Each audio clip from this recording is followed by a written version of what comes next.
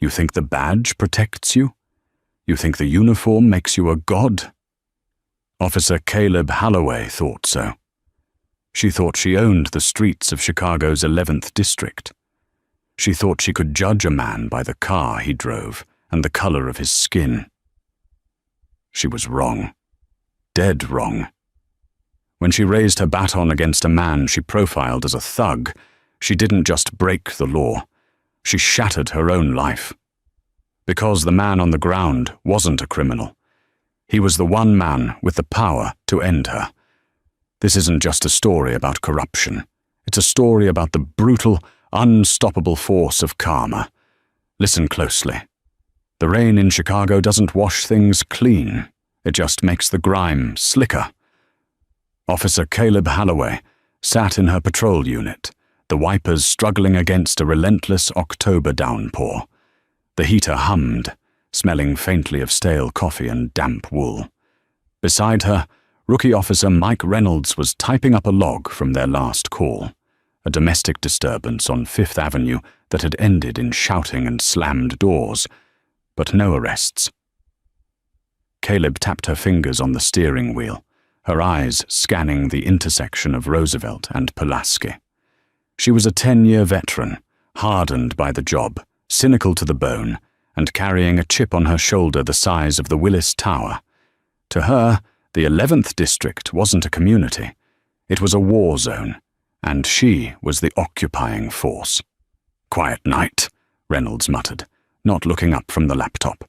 "Don't jinx it, Boot," Caleb snapped, though her tone lacked real heat.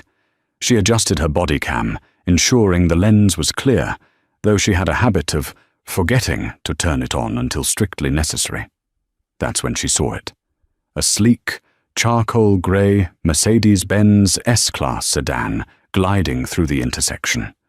The windows were tinted just past the legal limit, the rims were chrome, and the engine purred with a low, expensive growl that vibrated in Caleb's chest. In this neighborhood? At 11:00 p.m.? "Check that out," Caleb said, sitting up straighter. "Drug money on wheels." Reynolds looked up. "Or just a guy with a nice car, Caleb. It's a thoroughfare." "Please. Roosevelt and Pulaski. You don't drive an S-Class here unless you're picking up product or dropping off cash." She threw the cruiser into gear, the tires chirping on the wet asphalt as she pulled a U-turn. "I'm lighting him up." "What's the PC?" Reynolds asked, sounding weary. "Probable cause. The golden rule. Failure to signal a lane change back there." She lied smoothly. "And the tint looks illegal." The lights flared to life, painting the brick buildings in strobing red and blue. The Mercedes didn't speed up, nor did it panic. It signaled perfectly and pulled over slowly to the curb under a street lamp. Caleb unbuckled her seatbelt. Her heart wasn't racing from fear. It was racing from the thrill of the hunt. She had a narrative in her head already. Young guy, probably carrying unregistered weapon, maybe a few ounces of coke in the glove box, a felony stop, a commendation. "Watch the passenger side," she commanded Reynolds. She walked up to the driver's side window, her hand resting habitually on the grip of her Glock 19. She didn't tap the glass. She pounded on it with her flashlight. The window rolled down smoothly. The driver was a black man, perhaps in his early 40s. He was wearing a fitted charcoal suit that likely cost more than Caleb's annual salary, though she couldn't see the label. He wore wire-rimmed glasses and had a neatly trimmed beard. His hands were at 10 and 2 on the steering wheel. "Officer," the man said. His voice was deep, calm, and possessed a resonance that instantly irritated Caleb. It sounded like authority, and she hated anyone else having authority in her stop. "License and registration," Caleb barked, shining her maglite directly into his eyes, hoping to disorient him. The man squinted but didn't flinch. "May I reach into my jacket pocket for my wallet? And the glove box for the registration?" "Slowly," she said, unclipping the retention strap on her holster. He moved with deliberate slowness. He handed over a sleek leather wallet and a registration card. Caleb snatched them. Andre J. Bishop. She looked at the name. It meant nothing to her. She looked at the address. It was in the Gold Coast, one of the wealthiest neighborhoods in the city. "What are you doing over here, Mr. Bishop?" she asked, her voice dripping with suspicion. "I was visiting my mother," Bishop said calmly. "She lives on Independence Boulevard. She's not well." "Visiting Mommy," Caleb scoffed. "In a car like this, in this neighborhood, you think I'm stupid?" Bishop's expression hardened slightly. "I don't think I offered an opinion on your intelligence, Officer Holloway." "I answered your question. Step out of the car," she ordered. "For a traffic violation?" Bishop asked. "I haven't committed a crime. You haven't told me why you pulled me over." "I said step out of the car," Caleb yelled, her temper flaring. She hated pushback. Pushback meant a lack of respect. Lack of respect meant she was losing control. Reynolds came around the back of the car. "Caleb, maybe we just write the ticket." "Shut up, Reynolds," she hissed. She turned back to Bishop. "Last warning. Step out, or I drag you out." Bishop sighed, a long, tired exhale. He unbuckled his seatbelt. "I am complying under duress," he stated clearly, presumably for the benefit of the dashcam. He opened the door and stood up. He was tall, towering over Caleb's 5'7" frame. He stood 6'2", broad-shouldered.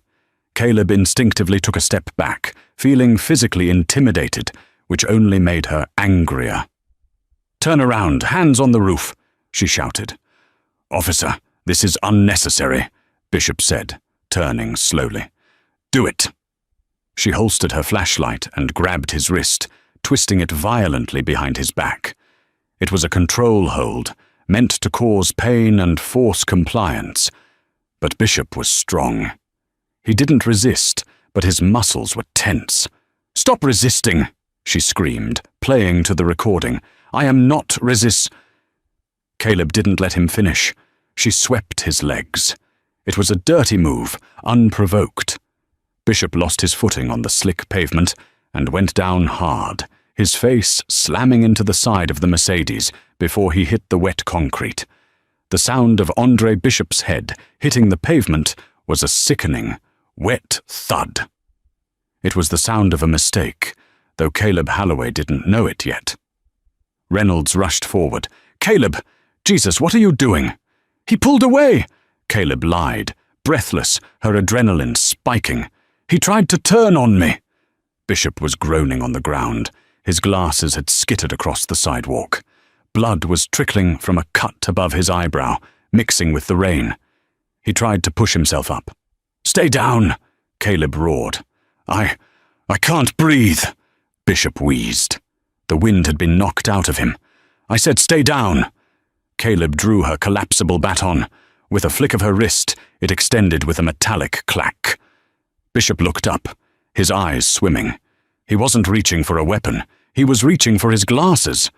"My glasses!" "He's reaching!" Caleb screamed. She swung.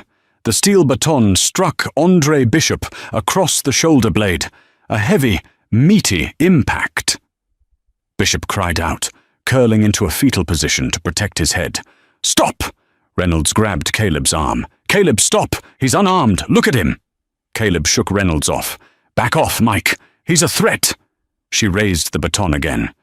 Bishop looked up, and for a split second, the street lamp illuminated his face clearly.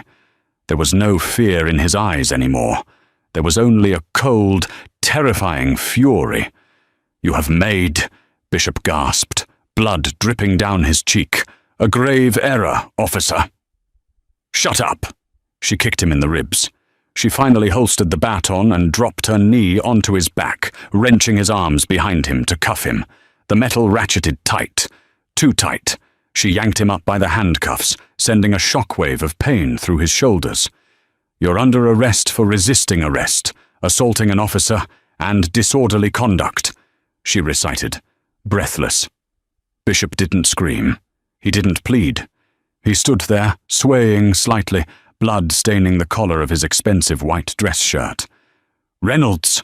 Caleb barked. "Search the car. Tear it apart. Find the drugs."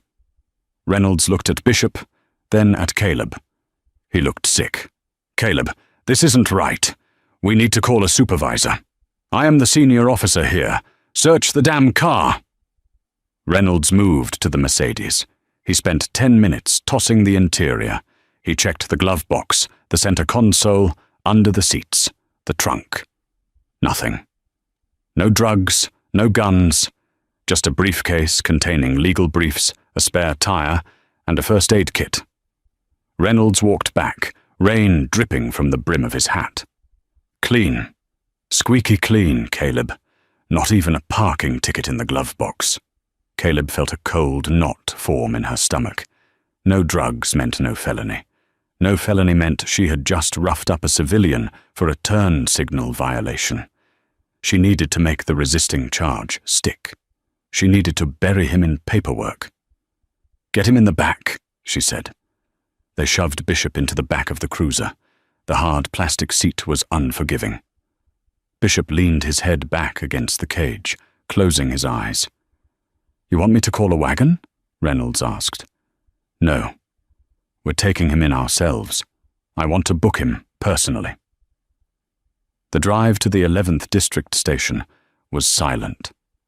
The silence was heavy, suffocating. Caleb kept glancing in the rearview mirror. Bishop wasn't thrashing. He wasn't yelling threats. He was sitting perfectly still, staring out the window at the passing city lights. Caleb's radio crackled. "Unit 1124, status?" 1124, coming in with one in custody, Caleb radioed back. "Resisting and assault on PO. Copy 1124. They pulled into the sally port of the station. The garage door rumbled shut behind them, sealing them in the concrete belly of the beast. Caleb got out and opened the back door. She grabbed Bishop's arm to haul him out. "Walk," she said. They entered the processing area. The smell of bleach and unwashed bodies hit them. The desk sergeant, a gruff man named Kowalski, no relation to the fictional trope, looked up from his paperwork. "What you got, Holloway?" Kowalski asked, chewing on a pen. "Traffic stop turned ugly," Caleb said, pushing Bishop toward the bench. "Guy thought he was too good to listen. Took a swing at me." Bishop stood tall, despite the handcuffs and the blood. He looked at Kowalski. "Sergeant," Bishop said calmly. Kowalski froze. The pen fell out of his mouth. He squinted, looking at the man's face, then at the blood, then at the suit. His eyes went wide. He stood up so fast his chair knocked over. "Holy," Kowalski muttered. He looked at Caleb with a look of pure horror. "Holloway, do you know who this is?" Caleb rolled her eyes. "Yeah, Andre Bishop, some rich guy from the Gold Coast." "No," Kowalski whispered, coming around the desk. "He's not just some rich guy." At that moment, the doors to the inner precinct swung open. Captain Miller, the precinct commander, walked in, holding a clipboard. He stopped dead in his tracks. "What is going on here?" Miller asked. Then he saw Bishop. Miller's face drained of color. He looked like he was seeing a ghost. "Mr. Bishop?" Miller stammered. Andre Bishop looked at the captain. "Hello, Captain Miller. I believe you have a vacancy in your chain of command as of tonight." Caleb looked between them, confused. "Captain? You know this perp?" Captain Miller turned to Caleb, his face turning a violent shade of purple. "Perp! Holloway, shut your mouth!" He turned back to Bishop. "Sir, I had no idea. Are you injured? Get a medic. Now." "I'm fine, Captain," Bishop said, his voice ice-cold. "But I would like these cuffs removed. Now." Caleb stepped forward. "Captain, he resisted. He assaulted me." Miller got in Caleb's face, so close she could smell the onions from his lunch. "Holloway, you idiot! You didn't just arrest a civilian!"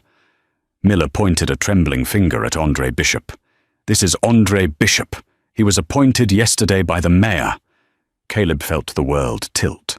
Appointed? Appointed to what? Bishop adjusted his cuffs, wincing slightly, and looked Caleb dead in the eye. I, Bishop said, am the new Deputy Superintendent of the Bureau of Internal Affairs. I am your boss's boss's boss. And Officer Holloway, you have the right to remain silent. I suggest you use it. The silence in the booking room was absolute. It was the kind of silence that precedes an explosion. Caleb Holloway felt the blood drain from her face, leaving her lightheaded. Her hands, resting near her belt, began to tremble. Internal Affairs. The rat squad. But not just a detective, the deputy superintendent. The man responsible for policing the police for the entire city of Chicago. "Unlock him!" Miller screamed at Caleb. Caleb fumbled for her keys. Her fingers felt like sausages. She couldn't get the key into the hole. "Step aside," Reynolds said softly, taking the keys from her. He unlocked the cuffs. Bishop rubbed his wrists. The skin was raw and red. He took a handkerchief from his pocket and dabbed the cut on his forehead. He looked at the blood on the white linen, then looked at Caleb. "Officer Reynolds," Bishop said, turning to the rookie. "Yes, sir," Reynolds squeaked. "You advised Officer Holloway to de-escalate. You searched my vehicle under protest. I noted that." Reynolds nodded, swallowing hard. "However," Bishop continued, "you did not physically intervene to stop an unlawful assault. We will discuss that later. But for now, you are dismissed. Go to the break room." "Yes, sir." Reynolds fled. Bishop turned his attention back to Caleb. The power dynamic had shifted so violently it gave everyone in the room whiplash. Caleb was no longer the predator. She was prey in a cage she had built herself. "Captain Miller," Bishop said, "I want all footage, dash cam, body cam, booking room surveillance. I want the logs of the stop, and I want Officer Holloway's disciplinary file on my desk within the hour." "Sir, I can explain," Caleb started. "I thought I advised you to remain silent," Bishop said. His voice wasn't loud, but it carried the weight of a gavel strike. "But since you want to talk, let's talk. You claimed I assaulted you. Is that your official statement?" Caleb's mind raced. If she backed down, she admitted to a false arrest. If she doubled down, she was lying to the head of IA. She had to stick to the lie. It was the only way out. It was her word against his, except for the cameras. You took a bladed stance," Caleb stammered, reverting to police academy jargon. "You refused lawful commands. You lunged." Bishop stared at her. "There is a camera on the dashboard of your car, officer. There is a camera on your chest. Do you really want to commit perjury on top of battery and deprivation of civil rights?" "I followed protocol," Caleb shouted, desperation creeping into her voice. "I feared for my life." "You feared a man in a suit asking why he was pulled over?" Bishop stepped closer. "Or did you fear a black man in a luxury car who didn't immediately bow down to you?" "I am not a racist," Caleb spat. "Your actions tonight scream otherwise," Bishop said. "Captain Miller, take her badge and gun. Suspend her immediately pending an administrative review, and call the state's attorney. I'm pressing charges." "Charges?" Caleb laughed, a high-pitched, hysterical sound. "You can't charge me. I have qualified immunity. I was doing my job." "Qualified immunity protects you from civil lawsuits when you make a mistake in good faith," Bishop said, leaning in. "It does not protect you from criminal prosecution for battery and filing a false police report. And it certainly doesn't protect your pension." Miller held out his hand. "Holloway, gun and badge. Now." Caleb looked around the room. The other cops, Kowalski, the desk sergeant, a few patrolmen who had wandered in, were looking at the floor. No one was stepping up for her. The blue wall of silence was crumbling because the man she hit was the man who held the sledgehammer. Slowly, with shaking hands, She unholstered her Glock. She placed it on the counter. Then she unpinned her badge. Officer 94912. She slammed it down next to the gun. "This is bull," she muttered. "Get her out of my sight," Miller said. Caleb Holloway didn't go home. She couldn't. The adrenaline had crashed, leaving her with a shaking nausea that she couldn't suppress, but her pride was still firmly intact. Instead of retreating, she went to the one place she thought was safe. The Rusty Badge, a dive bar 3 blocks from the precinct, where the real policing happened after hours. She sat in a dark booth, nursing a whiskey neat. Her phone was buzzing incessantly. Texts from Reynolds. "I'm sorry, Caleb, I had to tell the truth." Calls from her husband, who had likely seen the news alerts, and messages from other cops in the district. The door opened, and a heavy-set man in a cheap suit walked in. It was Frank O'Malley, the Fraternal Order of Police Union representative. He looked tired. He slid into the booth opposite Caleb without asking. "Tell me you didn't say anything else, Holloway," O'Malley grunted. "I didn't say squat after Miller took my gun," Caleb said, her voice raspy. "Frank, you got to fix this. That guy, Bishop, he's out for blood. He's an affirmative action hire trying to make a name for himself by skinning a veteran cop." O'Malley sighed, rubbing his temples. "Caleb, shut up. Seriously, stop talking like that. You're not talking to a rookie in a squad car anymore. You're talking to a man looking at a pile of radioactive waste." "It was a clean stop," Caleb insisted, slamming her hand on the sticky table. He looked suspicious. He resisted. "I used necessary force." "I saw the dash cam, Caleb," O'Malley said quietly. Caleb froze. "You saw it?" "Miller sent it over to legal. It leaked. It's not on the news yet. But it will be by morning. And Caleb, it's bad."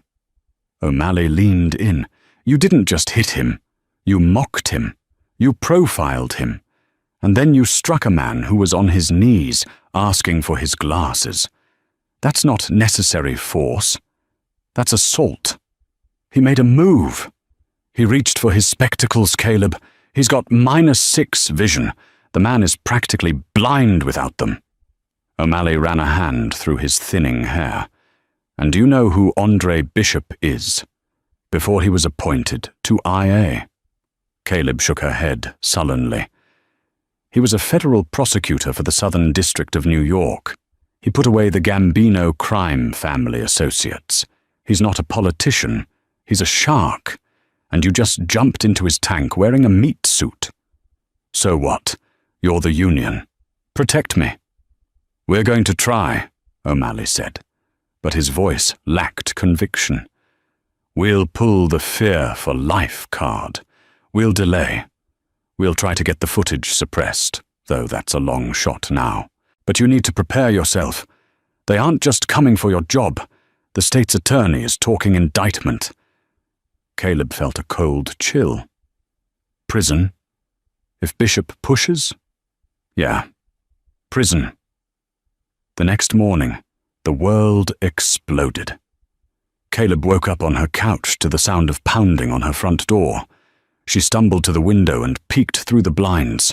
Reporters, dozens of them. Vans with satellite dishes were parked on her lawn. She turned on the TV. It was everywhere. CNN, Fox, MSNBC. The headline, "Police Brutality or Racial Profiling. New IA Chief Assaulted by Own Officer." They were playing the video. The dash cam footage was high definition. It showed the rain, the Mercedes, and Caleb screaming. It showed Andre Bishop, calm and compliant. And then the baton strike. The crack of the metal hitting bone echoed through Caleb's living room speakers. The commentary was scathing. "This is a textbook example of the abuse of power," a legal analyst was saying. "Officer Holloway escalates a minor traffic stop into a violent encounter in less than 3 minutes. Note the subject's demeanor. Mr. Bishop is calm. He is compliant. And yet, she strikes him." Caleb's phone rang. It was O'Malley. "Don't go outside," he barked. "You've been placed on unpaid leave. The superintendent is holding a press conference at noon. He's going to throw you under the bus to save the department." "They can't do this!" Caleb screamed at the TV. "I have rights." "You have the right to remain silent," O'Malley said, echoing Bishop's words from the night before. "Get a criminal defense lawyer, Caleb. The union will handle the employment hearing. But for the charges, you're on your own." Caleb hung up. She looked around her house, the nice suburban home in Naperville, the photos of her and her husband, Greg, on their boat. Greg was a contractor. He hated drama. The front door opened. Greg walked in, looking pale. He had come from the back entrance. "Greg?" Caleb asked.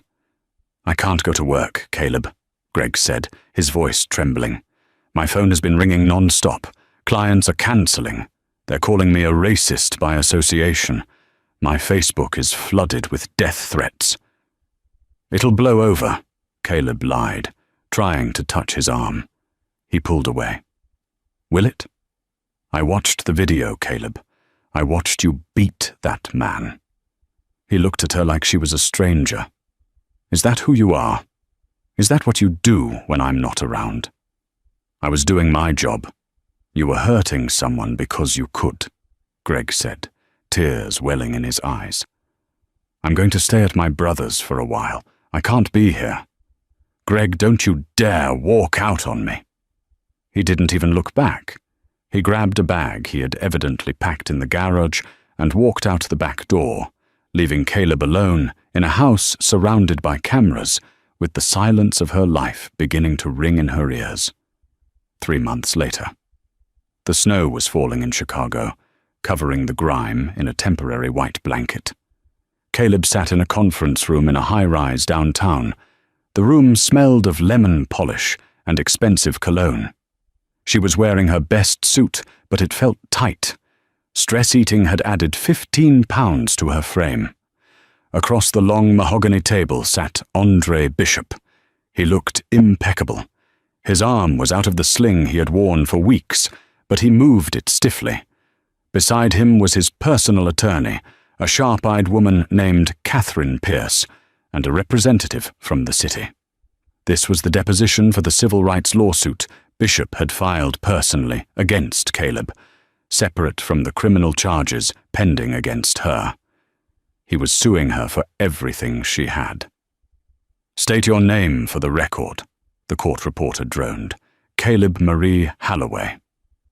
Catherine Pierce adjusted her glasses. "Ms. Halloway, on the night of October 24th, why did you initiate a traffic stop on Mr. Bishop?" "He failed to signal a lane change," Caleb recited. It was the only lifer aft she had left. "We have reviewed the GPS data from Mr. Bishop's vehicle, as well as traffic camera footage from the previous intersection," Pierce said, sliding a document across the table. "The data indicates Mr. Bishop signaled for 4 seconds before changing lanes. The traffic camera confirms this. Would you like to amend your statement?"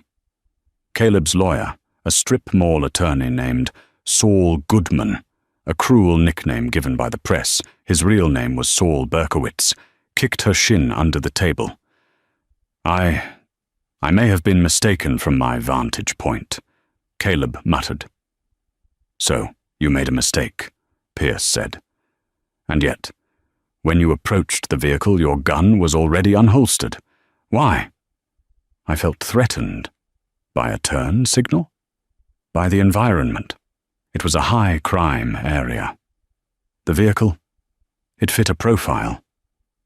Andre Bishop spoke for the first time. His voice was quiet, but it seemed to suck the air out of the room. "What profile is that, Ms. Halloway?" "Be specific." "Mr. Bishop, please let your counsel speak," Berkowitz interjected. "I'm asking a question," Bishop said, his eyes locking onto Caleb's. "You said on the dash cam, drug money on wheels. You saw a luxury car driven by a black man in a poor neighborhood, and you decided I was a criminal. Is that correct?" "I rely on my training," Caleb said defensively. Experience tells me. Your experience tells you that a black man cannot legally earn enough money to drive an S-Class, Bishop interrupted. I hold a Juris Doctorate from Harvard. I served 10 years in the Justice Department. I manage a bureau of 400 officers. And yet to you, I was just a thug. Is that your testimony? I didn't know who you were, Caleb snapped. That is exactly the point, Bishop said, leaning forward. If I had been a white man in a suit, would you have dragged me out of the car? Objection. Speculation, Berkowitz yelled. I'll rephrase, Pierce said smoothly. Ms. Holloway, in your 10 years on the force, you have initiated 400 traffic stops. We pulled the records. 85% of them were black or Hispanic drivers. Of those, only 10% resulted in a citation or arrest. That means you harassed nearly 300 innocent minority drivers. Was that also training? Caleb felt the trap closing. I patrol the 11th district. It's a minority neighborhood. The stats reflect the population.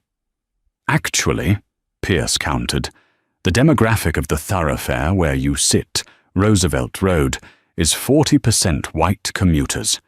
Yet you never pulled them over. Pierce played a new video on the monitor. It was body cam footage from the booking room. It showed Caleb laughing with Reynolds before Captain Miller walked in. The audio was crisp. Caleb's voice. Guy thinks he's Obama or something. Give him a night in the cage, he'll learn his place. The room went dead silent. Caleb's face burned.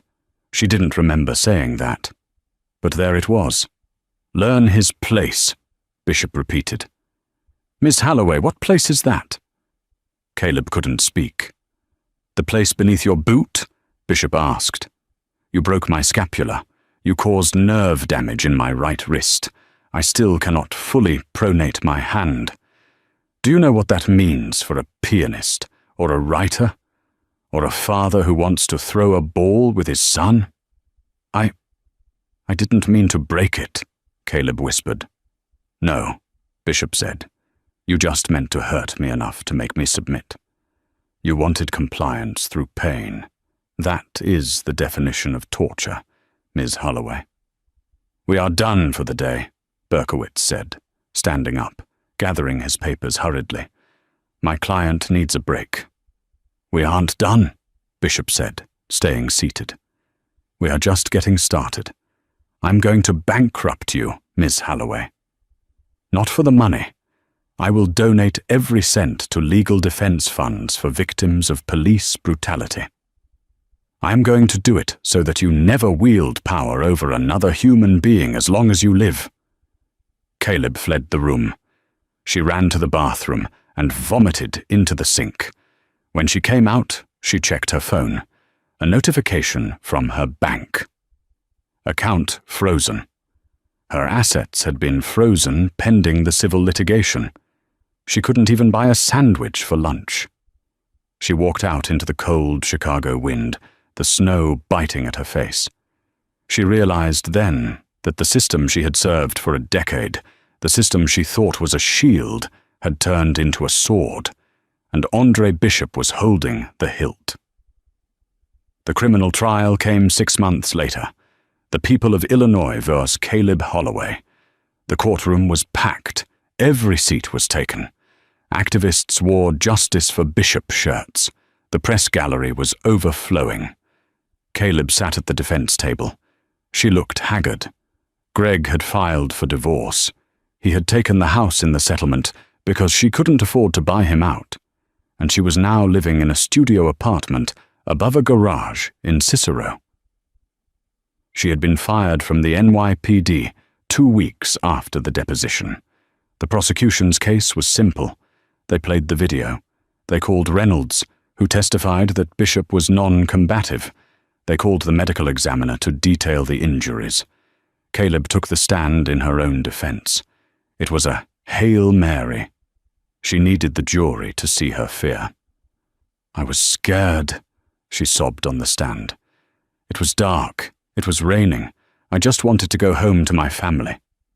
The prosecutor, a sharp woman named Anita Gray, stood up for cross-examination. "Ms. Holloway, you say you were scared," Gray said. "You were armed with a 9mm pistol, a taser, pepper spray, and a baton. Mr. Bishop was armed with a wallet. Who was the one in danger? He was big. He was angry. He was angry after you hit him," Gray corrected. "Ms. Holloway, let's talk about your family. You wanted to go home, too. Your husband testified in a deposition that you frequently bragged about roughing up suspects. He said you called it street tax. Is that true?" "Greg is lying. He's just trying to save his business," Caleb shrieked. "So everyone is lying but you?" Gray asked. "Officer Reynolds, Sergeant Kowalski, the video, your husband, the victim. Everyone is wrong, and you are the victim." "Yes," Caleb yelled. "I am the victim here. I am being persecuted for doing my job." The outburst sealed her fate. The jury saw not a fearful woman, but an arrogant, unrepentant bully. The jury deliberated for 4 hours. Guilty. Guilty on count 1, aggravated battery. Guilty on count 2, official misconduct. Guilty on count 3, filing a false report. The judge, an older man named Judge Thorne, looked at Caleb over his spectacles. "Caleb Holloway, you betrayed the public trust in the most vile manner. You used the badge as a weapon. You showed no remorse. You are remanded to custody immediately." The bailiff moved in. The click of the handcuffs was different this time. It was the sound of finality. Caleb looked back at the gallery. She saw Andre Bishop sitting in the front row. He wasn't smiling. He wasn't gloating. He looked sad. He looked at her with a pity that burned worse than hatred. "Take her away," the judge ordered. 2 years later. The alarm at Logan Correctional Center didn't beep. It screamed. A jagged, industrial shriek that tore through the 5:00 a.m. silence like a rusty blade. Caleb Holloway opened her eyes, staring at the underside of the steel bunk above her. Someone had scratched "God is watching" into the metal paint. But over time, other inmates had scratched out "God" and carved the guards instead. Caleb knew the truth now. It wasn't the guards watching.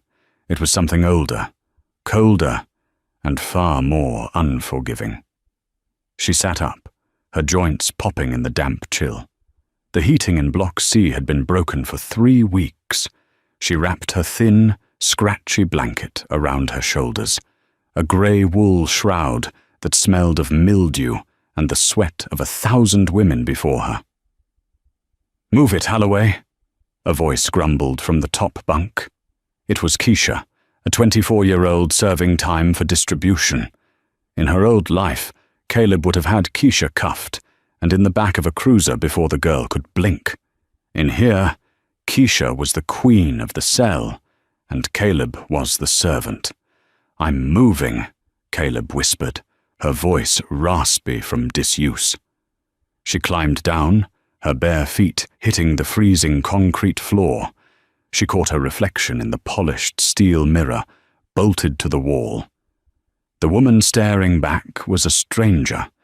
The blonde hair that she used to highlight every 6 weeks was now a dull, mousy grey, pulled back in a severe, greasy ponytail.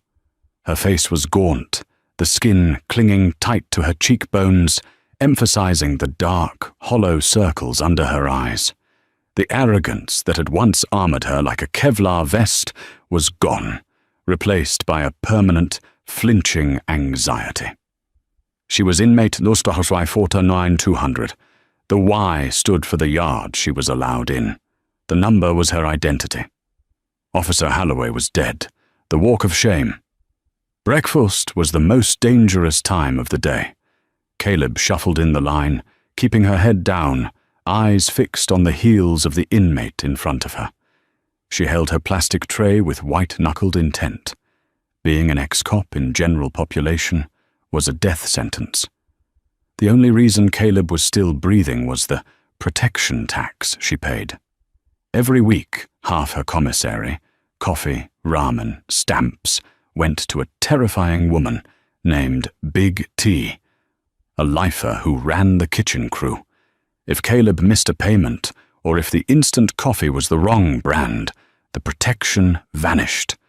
And without it, there were at least 50 women in this block who would happily stick a sharpened toothbrush into Caleb's kidney just for the street cred of taking down a pig. She reached the serving line. The inmate serving the oatmeal, a woman with a spiderweb tattoo on her neck, paused when she saw Caleb. "Morning, officer," the woman sneered, loud enough for the table nearby to hear. Caleb flinched. "Just the oatmeal, please." "You used to like donuts, right?" The woman laughed, slapping a ladle of grey, watery slop onto the tray. It splashed onto Caleb's hand, scalding her. Caleb didn't yell. She didn't glare. She just wiped the hot sludge off her hand onto her jumpsuit and moved on. This was the karma. It wasn't one big explosion. It was a million tiny humiliations, day after day, grinding her down into dust. She found a seat in the far corner, facing the wall. Isolation was safety. She began to eat quickly, shoveling the tasteless food into her mouth. "Mind if I join you?" Caleb froze. She looked up to see a new inmate, young, maybe 20. Scared eyes. "You don't want to sit here," Caleb mumbled. "Everywhere else is full," the girl said, sitting down. "I'm Maria. Just got transferred from county." Caleb didn't offer her name. "Hey," Maria whispered, leaning in. "Is it true? What they say? That you're the one who beat up the superintendent?" Caleb stopped chewing. The oatmeal turned to ash in her mouth. It was the only thing she was famous for. She wasn't the cop who had saved a kid from a burning car in 2018. She wasn't the officer who had delivered a baby in the back of a squad car in 2015. She was the racist cop who hit Andre Bishop. That was her entire legacy. "Eat your food," Caleb said flatly. The news after the shift in the laundry room, 6 hours of folding heavy, wet sheets in a room that smelled of bleach and steam. Caleb was allowed 30 minutes of rec time in the common room. The TV was bolted high on the wall, encased in plexiglass. It was usually tuned to soap operas or music videos, but today the remote was controlled by the shot caller of the block, who had flipped it to the local Chicago news. Caleb tried to ignore it, sitting in the back reading a torn paperback with missing pages, but the anchor's voice cut through the noise of the room. Marking the 2-year anniversary of the aggressive reforms led by Superintendent Andre Bishop. Caleb's head snapped up. There he was. Andre Bishop stood at a podium. He looked older than the night she had stopped him, but stronger. His beard was flecked with grey now, trimmed with military precision. He wore the dress uniform of the Chicago police superintendent, the gold stars gleaming under the press lights. He wasn't just a bureaucrat anymore, he was a symbol. The chyron at the bottom of the screen read, "Bishop announces 40% drop in misconduct complaints." 2 years ago, Bishop was saying, his voice resonating through the tinny speakers of the prison TV. "I promised this city that we would bridge the divide. I promised that the badge would represent service, not subjugation. We have a long way to go, but today, because of the Civilian Oversight Board and the new mandatory intervention protocols, we are seeing a change." The camera panned to the crowd. People were cheering, not just cops, but community members. Black, white, Hispanic. They were clapping for the police. In the prison common room, the inmates were watching too. "That man is the truth," one inmate muttered. "My brother got stopped last week on the south side. Said the cop actually introduced himself. Didn't even toss the car. That's Bishop's doing." He put the fear of God into them dirty cops, another agreed. He cleaned house. Caleb felt a wave of nausea so strong she thought she might faint. She had done this in the most twisted, ironic way possible. She was the architect of this golden age. Her violence had been the spark that burned down the old corrupt system she loved, clearing the way for Bishop to build this new one. Bishop continued speaking on the screen. "I am often asked if I hold a grudge against the officer who assaulted me," he said. The room went silent. Every inmate turned to look at the TV. Caleb shrank into her chair, wishing the floor would open up and swallow her whole. "I don't," Bishop said, looking directly into the camera. It felt like he was looking right through the screen, across the miles of razor wire and concrete, right into Caleb's soul. "Hate is a poison that you drink expecting the other person to die. I have forgiven her. Not for her sake, but for mine. She is serving her time. Her punishment is her own memory. My focus is on the future." The inmates in the room turned to look at Caleb. They didn't look angry anymore. They looked at her with something far worse. Pity. She wasn't a monster to them. She was a footnote, a mistake that had been corrected. "Damn," Maria, the new girl, whispered. "He forgave you. That's cold. He didn't even say your name." That was the dagger. He didn't even say her name. She was irrelevant. The letter. When mail call came that afternoon, the guard tossed a single envelope onto Caleb's bunk. It was a thick, manila envelope from a law firm in Naperville. Caleb's hands trembled as she tore it open. She knew what it was, but seeing the ink on the paper made it real. Decree of dissolution of marriage petitioner, Gregory Halloway, respondent, Caleb Halloway. She flipped to the back page. There was Greg's signature, loops and swirls she had known for 15 years. And there, next to the asset division, were the details. He got the house. He got the truck. He got the dog buster. Caleb got debt incurred from legal defense. There was a handwritten note clipped to the back on a piece of yellow legal pad paper. "Caleb, I wanted to come tell you in person, but I couldn't bring myself to walk into a prison. It's too much. I'm selling the house. The neighbors, they don't let me forget. Someone spray-painted racist's house on the garage door again last week. I can't live like this. I met someone else. Her name is Linda. She doesn't know about you or the trial. I'm moving to Arizona with her next month. I need a fresh start, a place where the name Halloway doesn't make people spit on the ground. I hope you find peace, Caleb, but I can't be the one to help you find it." Greg Caleb stared at the note. The paper crinkled as her tears hit it. "Bad news?" Keisha asked from the top bunk, not unkindly. "He's gone," Caleb whispered, her voice cracking. "He's moving to Arizona. With Linda." "Men," Keisha scoffed. "They do the crime with you, but they don't do the time with you." "I didn't just lose him," Caleb said, the realization crushing her chest. "I lost the last piece of who I was. I'm not a wife. I'm not a cop. I'm not a homeowner. I'm nothing." She curled up on the thin mattress, clutching the divorce papers to her chest like a shield. She remembered the night of the arrest. She remembered the feeling of power when she held the baton. She remembered how good it felt to make Andre Bishop kneel in the rain. She would give anything, her arm, her leg, her eyes, to go back to that moment and just write the ticket. Or better yet, just let him drive by. But time only moves in one direction. The visitor. A week later, a guard banged on the bars. "Halloway, legal visit." Caleb frowned. She didn't have a lawyer anymore.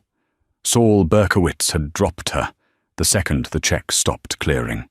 She was cuffed and marched down the long, echoing hallway to the visitation room. She was placed in a small booth with a glass partition. Sitting on the other side wasn't a lawyer. It was Andre Bishop. Caleb stopped breathing. The guard pushed her into the chair and chained her waist to the table. Bishop wore a simple grey suit today. No uniform, no entourage, just him.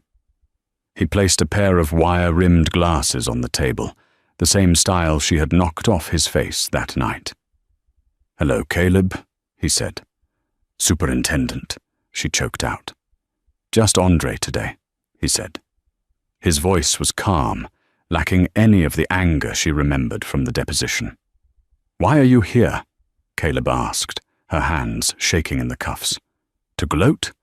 To see the animal in the cage?" "No," Bishop said. "I came to bring you this." He slid a folder through the slot in the glass. Caleb hesitated, then opened it. It was a file. Inside was a transcript of her police academy graduation speech from 12 years ago. "I want to be a police officer because I want to protect the vulnerable.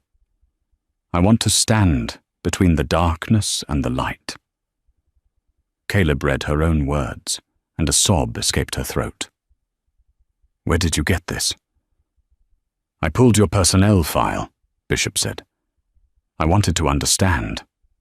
I wanted to know how the woman who wrote those words became the woman who beat me in the street." Caleb looked up, tears streaming down her face. "I don't know," she whispered. "I got hard. The streets. Everyone lies to you. Everyone hates you. You stop seeing people. You just see threats. I saw you, and I didn't see a man. I just saw a target. And that," Bishop said softly, "is why you are here. Not because you made a mistake, but because you lost your humanity." He leaned forward, his eyes intense. "I'm here to tell you that I signed off on your pension review today," Bishop said. Caleb's heart stopped. The pension was the only thing she had left to look forward to, a tiny lifeline for when she got out in 3 years. "The board wanted to strip it entirely," Bishop said. "They wanted to leave you destitute. I vetoed it." Caleb stared at him, stunned. "Why? Why would you do that?" "Because if I destroy you completely, I become you," Bishop said. "I am leaving you with half, enough to survive when you get out, enough to rent a room, buy food, but not enough to ever forget." He stood up, buttoning his jacket. "You have 3 years left, Caleb. Use them. Figure out who Caleb Holloway is when she doesn't have a badge and a gun to hide behind. Because when you walk out of these gates, the world won't care about your badge. They will only care about your soul." He turned to the door. "Wait!" Caleb cried out. Bishop paused, his hand on the door handle. "I'm sorry," she wept. It was the first time she had said it, and actually meant it. It wasn't for a judge, it wasn't for a jury, it was for the man she had wronged. "I am so sorry." Bishop looked back at her. He didn't smile. He just nodded, a slow, solemn acknowledgement. "I know," he said. And then he walked out, leaving Caleb alone in the glass box. The final karma. That night, the heating in Block C finally kicked back on. The pipes clanged and hissed, bringing warmth to the freezing cell. Caleb lay on her bunk, staring at the ceiling. She thought about Greg in Arizona. She thought about Bishop in his high-rise office. She thought about the protection tax she had to pay tomorrow. She realized then that the karma wasn't the prison. The prison was just a building. The karma was the knowledge. She knew now, with crystal clarity, that she was the villain of her own life story.